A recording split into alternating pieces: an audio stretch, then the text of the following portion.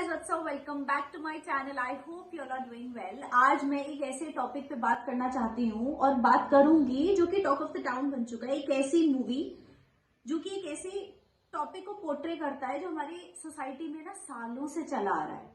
I really wanted to talk about the movie Mrs in the space. सबसे पहले तो मैं बोलना चाहूंगी कि कोई मूवी रिव्यू नहीं है, ये सिर्फ मेरी एक सोच है, इट्स माई ओन पर्सपेक्टिव। बहुत से लोग रिलेट कर पाएंगे मैं जो बोलने वाली हूँ, और जो भी रिलेट कर पा रहा है प्लीज मुझे कमेंट सेक्शन में जरूर बताना। ऑल्सो जिन्होंने भी ये मूवी नहीं देखी है जरूर देखिए और प्लीज ओपन माइंडेड होके देखिएगा।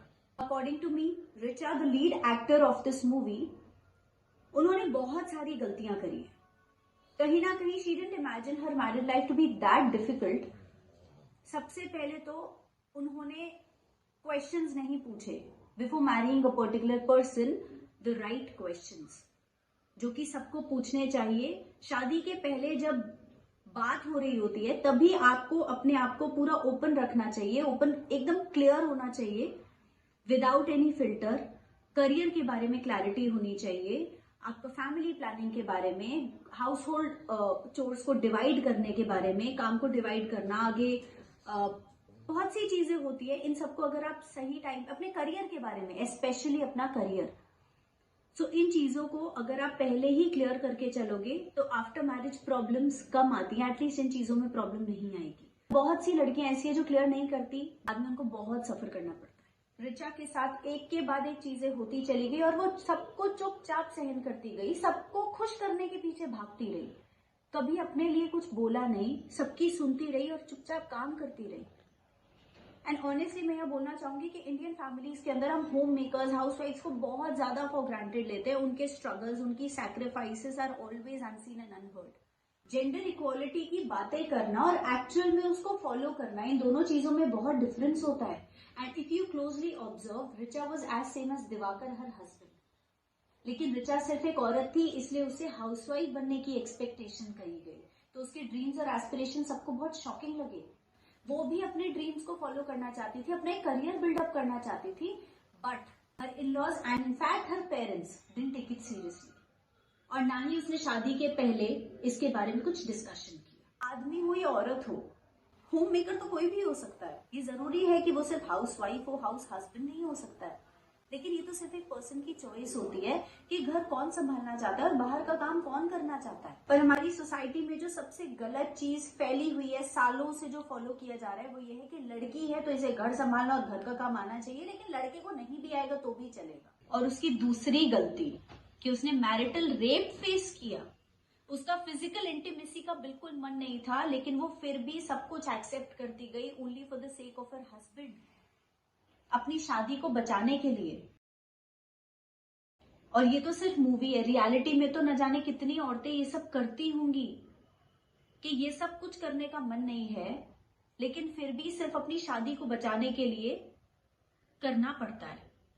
और पता है सबसे गलत चीज ये है कि ये सिखाया जाता है, mothers and mother in laws ये सिखाती है कि आपके हस्बैंड के लिए आपको ये करना पड़ेगा, मन हो या ना हो आप उनको नाराज नहीं कर सकते।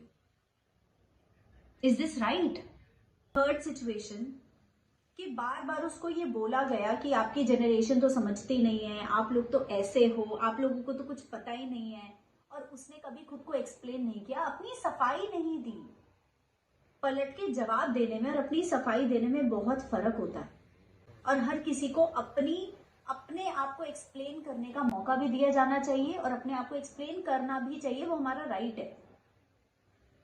फैमिलीज में चाहे वो इन-लॉज हो या चाहे वो पेरेंट्स हो, जनरेशनल गैप को कोई भी रिस्पेक्ट नहीं करता, कोई भी समझता नहीं है। ये नहीं समझते कि जो चीजें हमने फेस करी है, जो चीजें हमने करी हैं, वो हमारी अगली जनरेशन ना ही फेस करेगी और ना ही करेगी।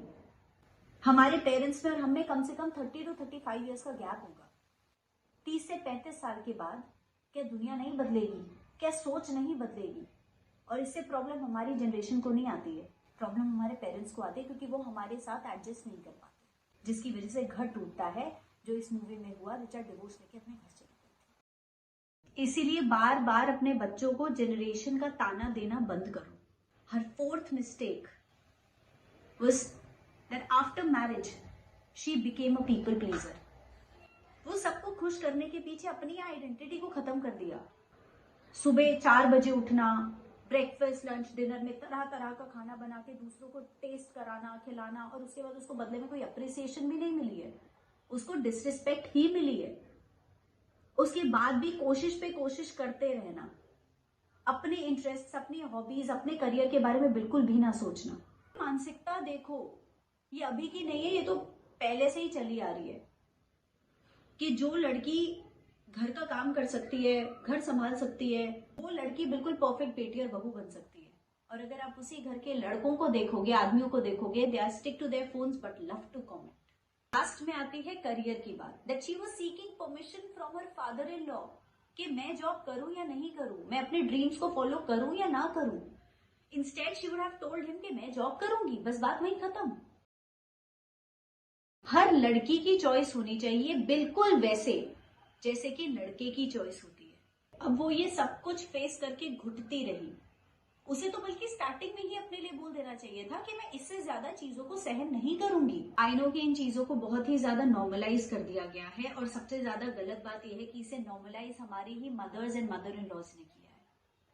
सब ये कहते हैं कि एडजस्ट करना पड़ता है, सैक्रिफाइस करने पड़ते हैं, स्ट्रगल करना पड़ता है, कॉम्प्रोमाइज तो करना ही पड़ेगा, सहन तो करना ही पड़ेगा, लेकिन कितना करना है ये कोई नहीं सिखाता है। ये आपके ऊपर है, आप कितना सहन कर सकते हो, उतना हो गया। उसके आगे अपनी आवाज उठाओ, उसके आगे बोलना शुरू करो that I can't do it.